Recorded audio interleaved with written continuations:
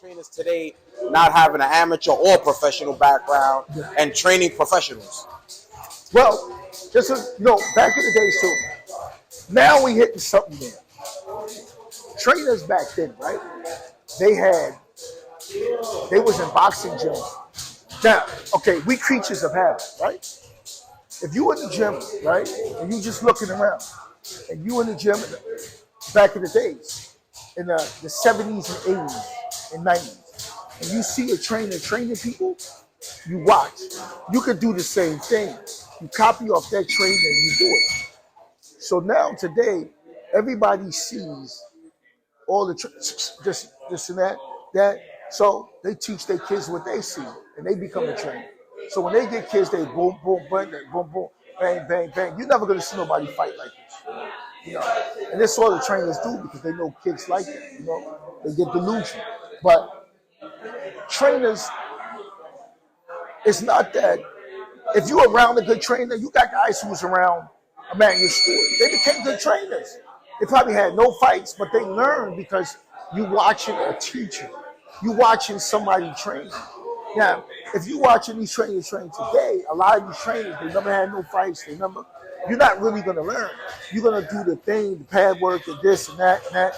You can't teach a guy how to throw a proper jab.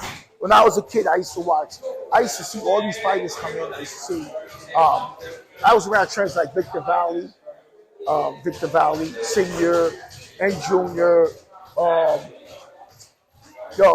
I was around fighters like Hal Weston, another great trainer, Bobby Miles.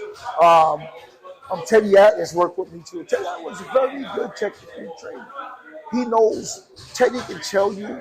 I fought one fight before I was losing the fight. This guy was from like Mayweather and them camp. He trained in Vegas with them. I think.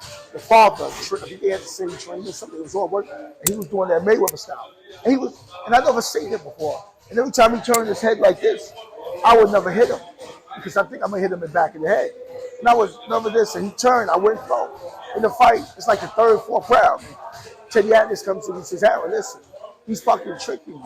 You have to just throw punches, hit him anywhere, hit him in the head, the back of the neck, any fucking thing. You gotta throw punches. He's suckering you, with that because that's the first time I ever seen that. And I went out there and I did it, and I'm starting winning the rounds, and I beat the guy up. I beat him up. I won the fight. It was a close fight, but I won the fight. But it was a style that I'd never seen before. You understand? And he told me how to get out of that situation. And to this day, I say, who knows how that fight? Teddy Atlas wasn't in my corner that day. And I always say this, and my other trainer might get mad, Billy Giles, he was there, even though our pops was there.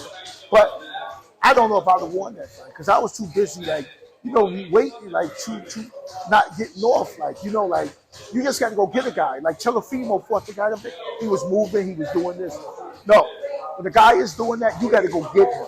All that slick boxing shit, all that shit got to go out the window. What you doing is working. You can't listen to what the trainer say, the father say, anybody. You have to go get him. You got to figure out. You know when you're losing a fucking fight. So you got to say, listen, I'm behind. I got to go get this guy. You can't listen to the trainers. You know when you're behind. You know what I'm saying? And I felt like he should have went a little more harder after this guy, But who knows how his camp was, how he was trained.